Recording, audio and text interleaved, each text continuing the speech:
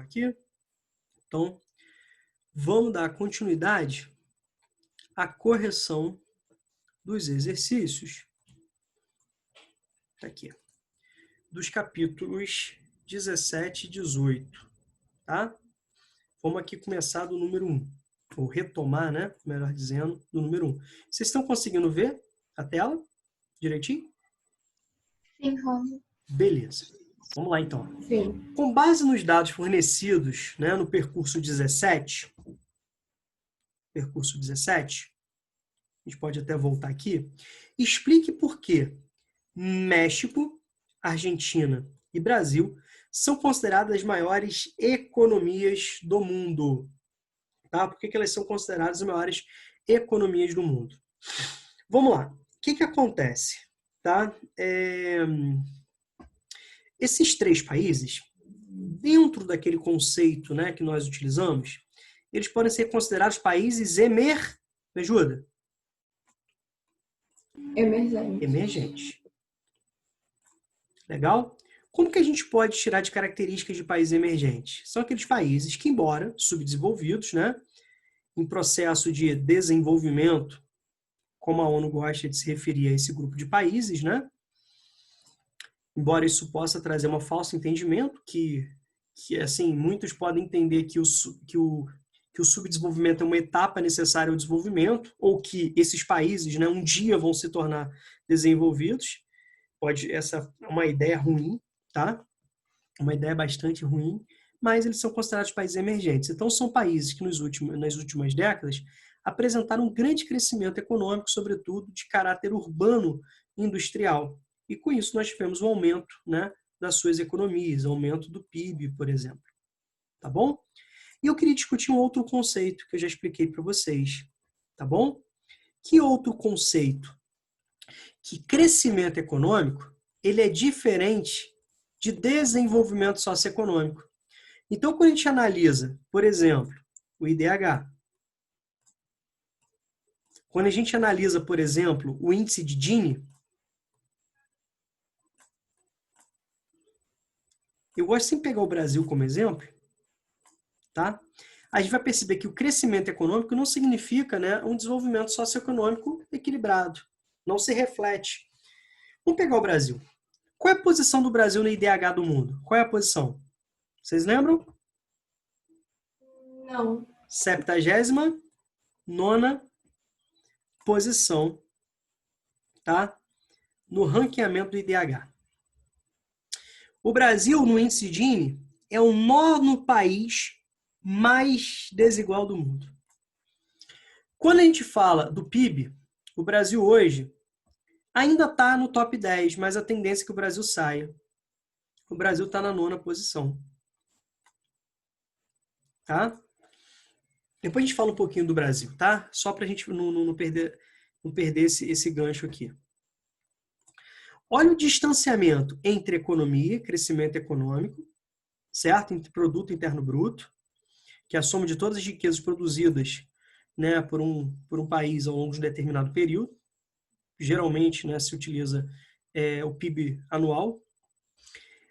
Se a gente comparar ao índice de desenvolvimento humano, que leva em consideração, além da renda nacional bruta per capita, que além do PIB, então, conta a questão do capital financeiro, do capital, né, especulativo, leva em consideração dois outros indicadores, dois outros olhares socioeconômicos, que se refere à escolaridade e se refere à expectativa de vida.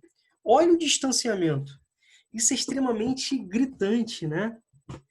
Outro fato, o Brasil, desde alguns anos atrás, ele voltou ao mapa da fome da ONU, que é justamente aqueles países cuja população em situação de insegurança alimentar, né? Com subnutrição, não acesso a uma alimentação adequada, ultrapassa 5% do total de sua população. Isso é muita contradição. E se a gente levar em consideração que o Brasil é um dos grandes exportadores, né, de grãos, de alimentos do mundo, nossa, isso é mais confuso ainda a gente entender. Então a desigualdade é muito forte no Brasil. Obviamente que essa desigualdade ela não é de agora, né? É uma desigualdade estrutural, que já acompanha o Brasil desde o seu processo de inserção dentro da economia mundial, dentro dessa lógica de integração planetária. desde, né, da primeira divisão internacional do trabalho, estabelecida ali com a expansão marítima, com aquela relação colônia e metrópole, certo? Mas o Brasil é um dos grandes, né, países em termos de contradição de renda. É o nono mais desigual do mundo, segundo o Gini. Isso é muito forte, tá? Falando um pouquinho de Brasil, para a gente entender também, o Brasil já chegou a ser a sexta economia do mundo, né? Em 2011, por exemplo, era a sétima economia do mundo. Então, quando o Brasil tinha superado ali países como a Inglaterra, como a Itália. E principalmente a partir da crise política e econômica, aprofundada a partir de 2014, né, o Brasil foi perdendo posições assim de uma forma absurda. E segundo a ONU, né, e segundo, né, assim, agências da ONU de economia, e principalmente segundo o FMI e o Banco Mundial, o Brasil ano que vem já vai ser apresentado como fora do top 10, ou seja, fora das 10 maiores economias do mundo. Ele deve ser ultrapassado pela economia da Rússia, pela economia, né, da Coreia do Sul, tá?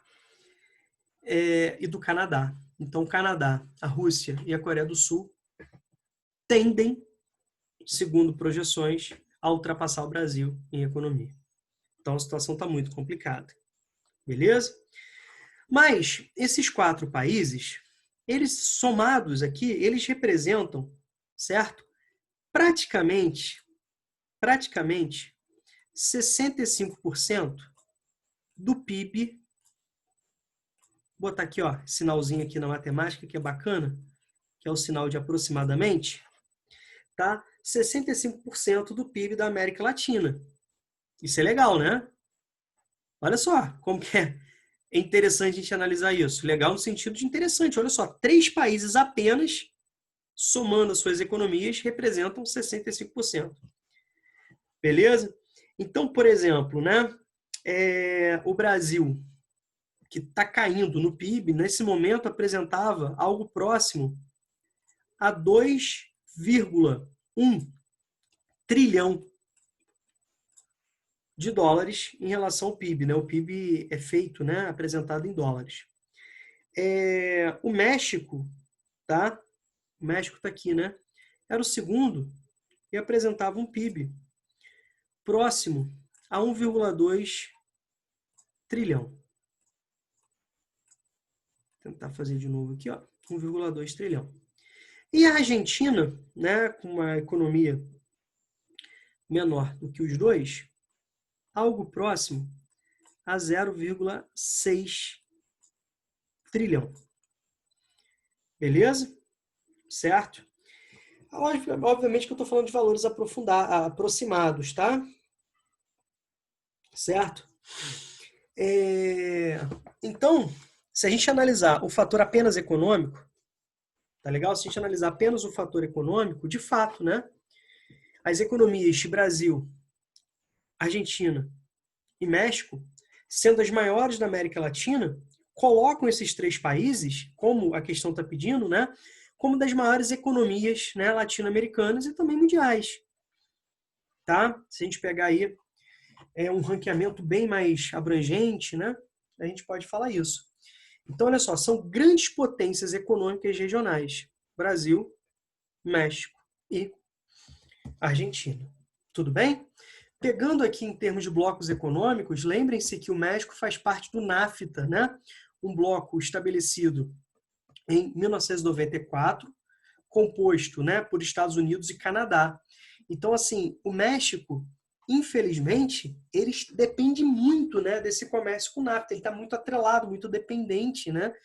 E levando em consideração que a economia dos Estados Unidos e do Canadá são economias desenvolvidas, essa relação aprofundou muito a dependência tecnológica, a dependência financeira do México em relação aos Estados Unidos e ao Canadá, sobretudo aos Estados Unidos, né? Então fica muito dependente das políticas econômicas estadunidenses, certo? Tudo bem, gente? Tudo tranquilo? Deu para entender a 1 aí? Sim, Rômulo. Deu. Beleza. Como nós já fizemos a 2, vamos aqui partir para 3, tá? Vamos aqui partir para 3, que a gente já fecha esse bloco de 1, 2, 3 e 4. Tá certo? Olha só.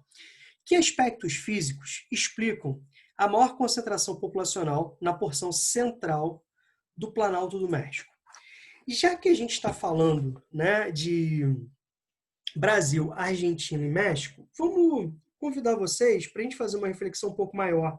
Embora a questão peça, né, diretamente a relação aí do México, vamos falar um pouquinho de Brasil e Argentina, tá? Vamos falar um pouquinho de Brasil e Argentina. A gente falou de cima da economia, vamos falar um pouquinho de população, tá bom? Qual que é qual que é o país mais populoso da América, do continente americano?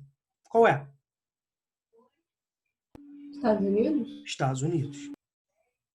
Tá legal? Então, falando de América Latina, ó, América Latina. Os Estados Unidos se apresentam como o país... América Latina, Estados Unidos? Oi? Oi? Obrigado, Manu. Nada. Deixa eu apagar aqui. Peraí. Deixa eu ir desfazendo aqui.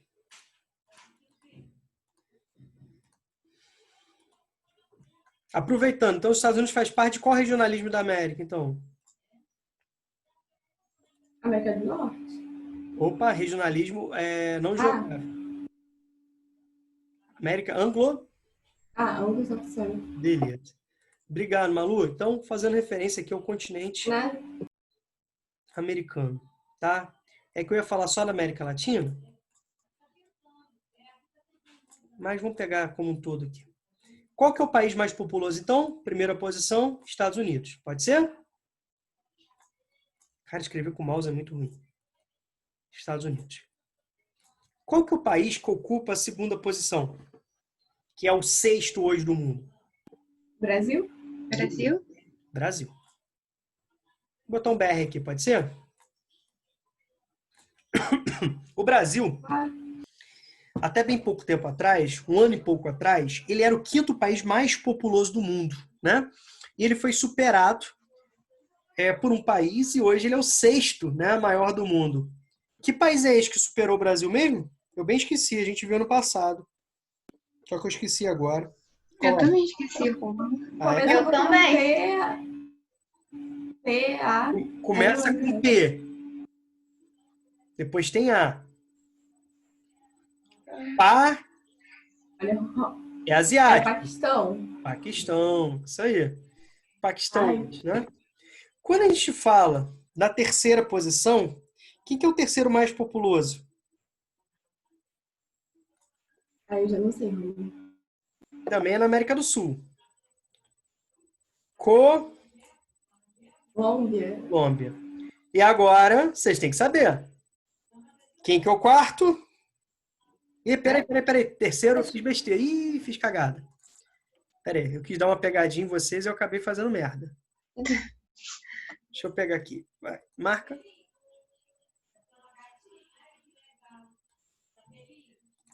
O terceiro é o nosso querido México. Aí vem a pegar... Eu queria fazer pegadinha com vocês, né? Vem nosso querido México. Tá?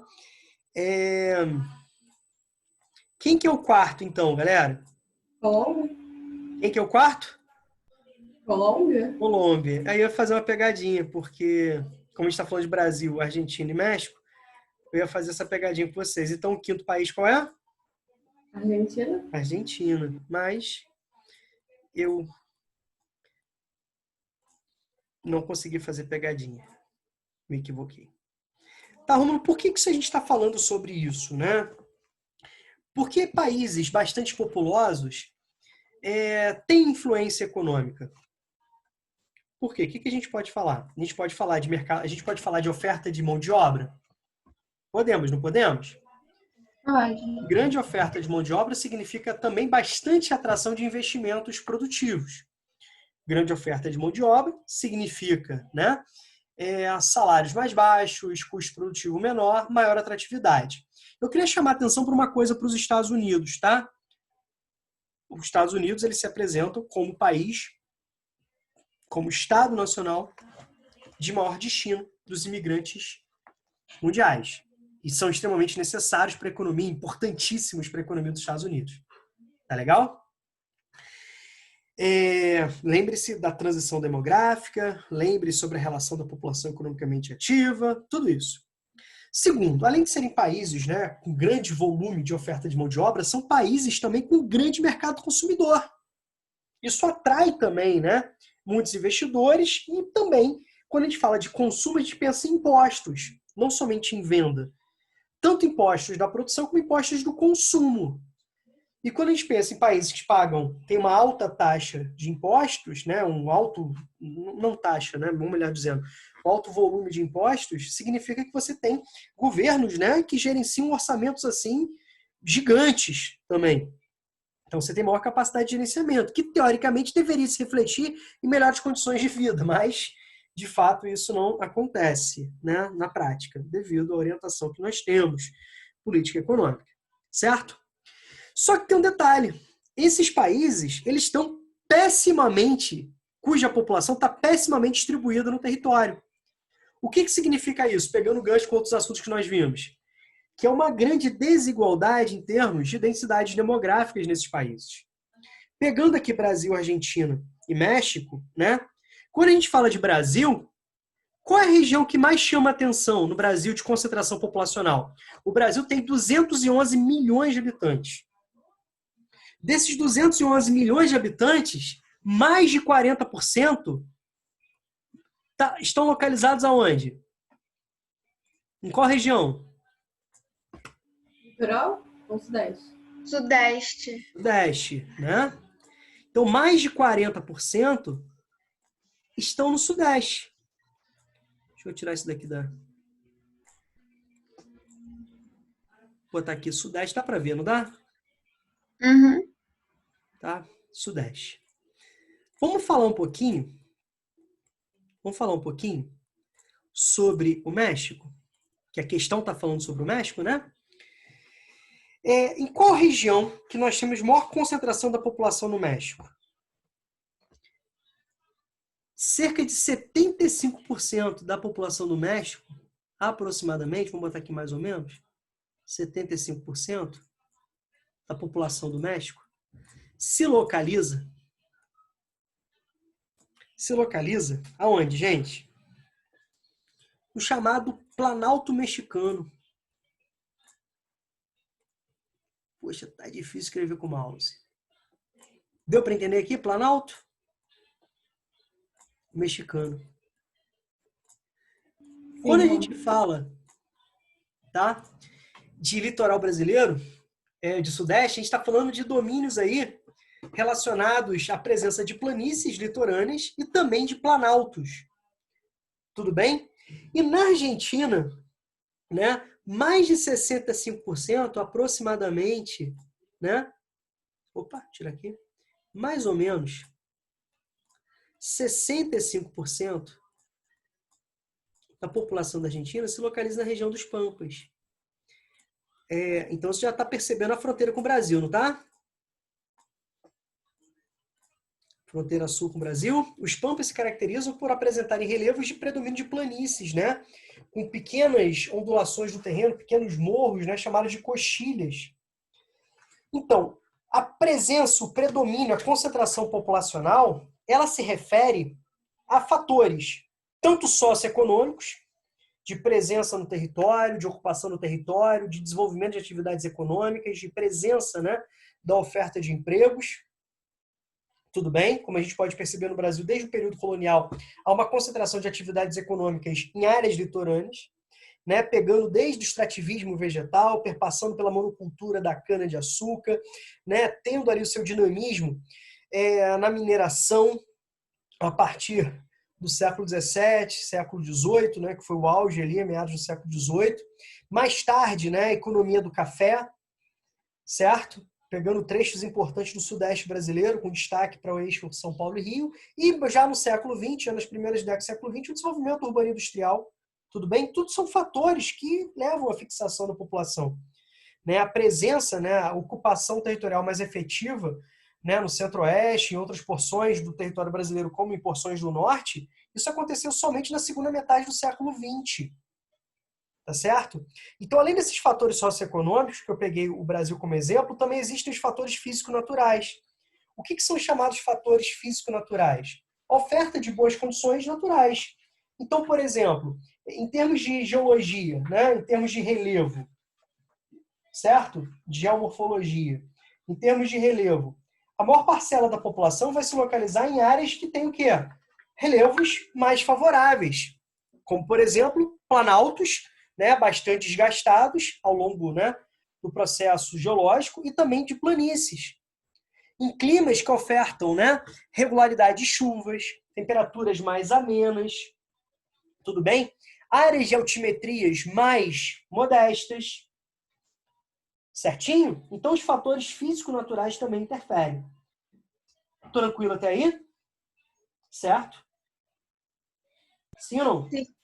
Onde você tem rios, onde você tem áreas, né, próximas a rios, a ofertas hídricas, são todas áreas que explicam essa concentração populacional, os fatores físico-naturais.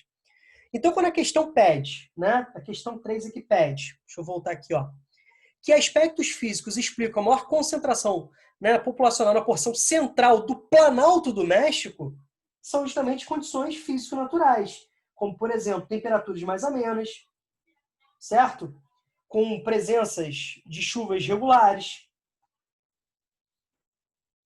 Tranquilo? Áreas de maior fertilidade para a prática de agricultura.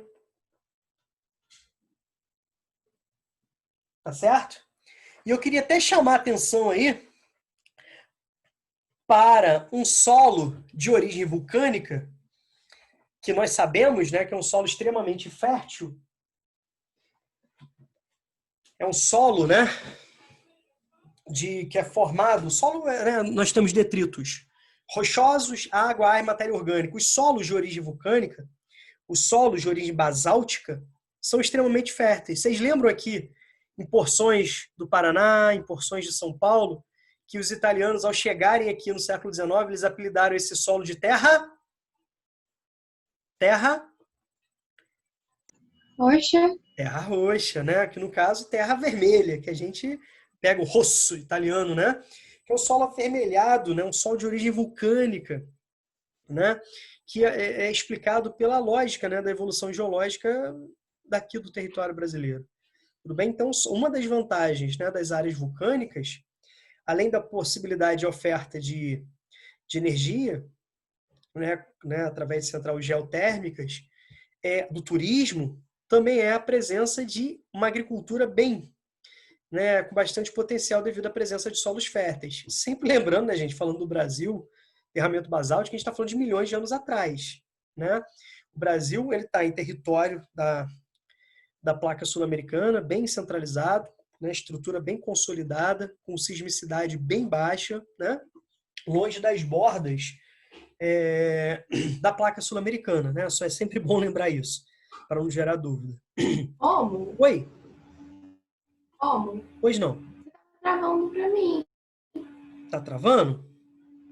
Pra mim não tá travando, Tá não. travando um pouquinho. Para mais... Deve ser minha E não internet. travou, não. Travou, não? Então, beleza. Aqui, Deve ser minha internet. tá. Qual parte que travou que eu posso repetir para você? É que você falou das...